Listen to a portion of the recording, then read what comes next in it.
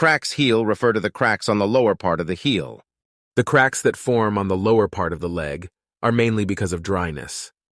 Dryness is very common and it increases in both age and sexes. Young children are also prone for dryness as well as elderly people, because the oil of secretion is not so good in these extremes of age.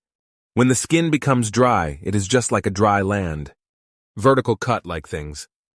Sometimes there is only itching associated with the cracks, and sometimes there can be even pain, and these cracks are a good entry point for the bacteria or the fungi, and the people are prone for infection.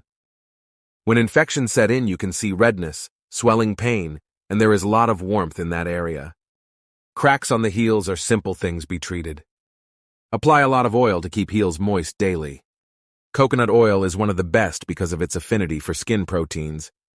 The cracks on the heel, it is mainly because of the thickness on the skin there, but sometimes people have unusually very thick layer of dead skin there, and that usually swells and that shrinks when we are exposed to water. What happens is when we are exposed to water, the skin absorbs water and it swells, and when the skin becomes dry, it swells. During this process, there is a ballooning and shrinking, and sometimes this thick skin gives way, and has developed cracks on the feet. Use a simple closed shoes even at home. Second thing is a lot of moisturizing, and third is try to reduce the abnormally dead skin layer. A thick dead skin layer has to be reduced, and that can be done by scrubbing. So the simple thing to do is use a lot of moisturizer to keep the skin hydrated. By doing this regularly, you can reduce the cracks in the feet.